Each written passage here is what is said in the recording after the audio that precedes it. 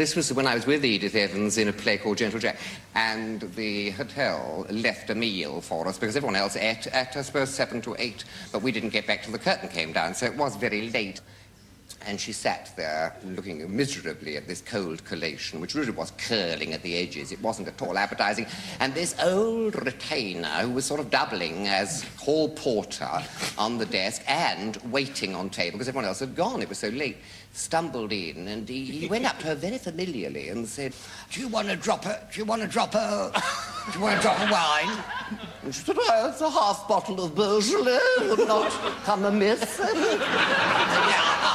I thought you'd fancy a drop. And made these terrible leering looks at her. And then he turned to the sideboard to get this bottle of wine. And as he turned, he broke wind with ferocious. And it was really quite terrible. I mean, no offence, no attempt to cover. So I said, and then Dame Edith turned to me and she said, "This place has gone off terribly."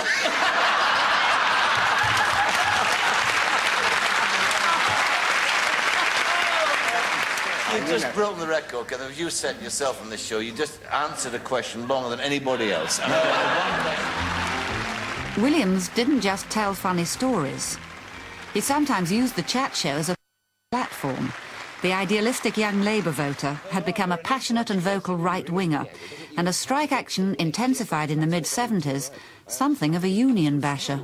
And yet they can all get worked up over a couple of pound in their pay packet or something and go on strike. Why can't, I mean, if unions really care, if they're really socialistic and say we care about our fellow man, why can't they march about something like that? Instead of another pound for themselves. Why don't do a job just for what you get? You do the job because you want to do it well. Oh, but Kenneth, can I say I think that's crap?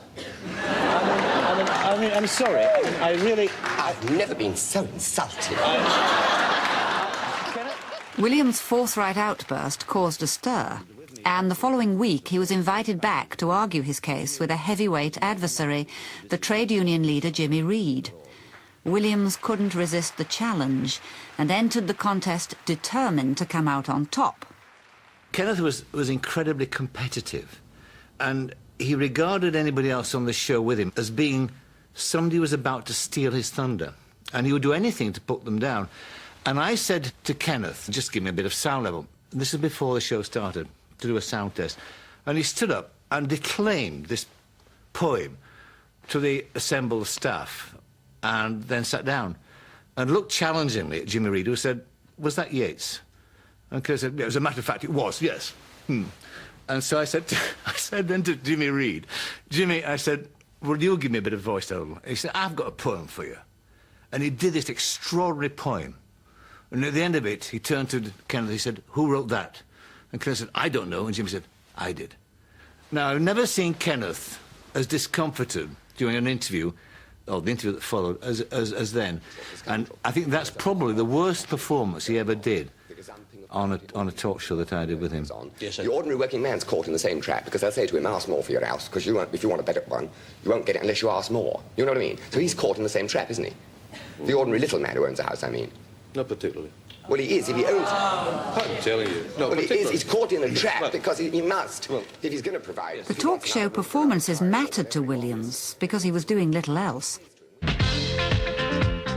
In 1979, he played in the last of the Carry On films, with few regrets. I will make you love me if it's the last thing I do.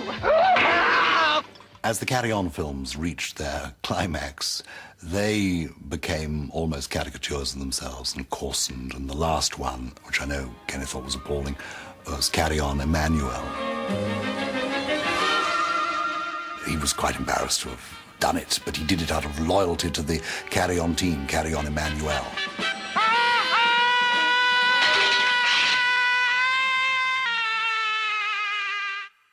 The film work had dried up, the stage work had dried up, the Kenneth Williams Presents on BBC television or whatever it might be, that had kind of gone. And he had become that most forlorn of creatures. He'd become the person who existed because of game shows and talk shows.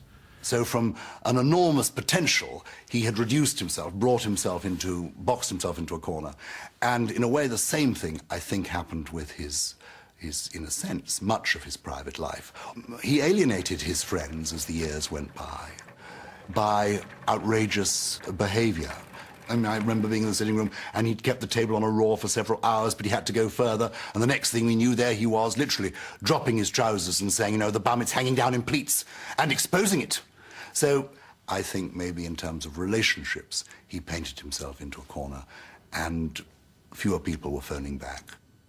And the one relationship that had always worked was also disintegrating, as old age took its toll on Louis.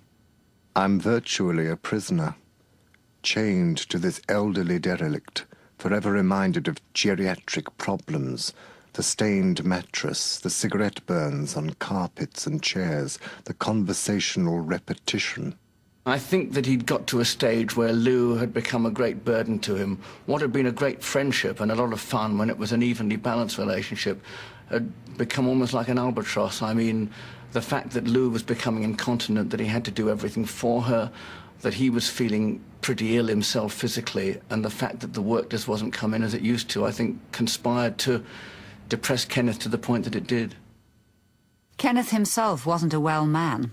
Stomach ulcers, piles, bowel disorders, all contributed to physical pain he found hard to take. Walks became more and more infrequent.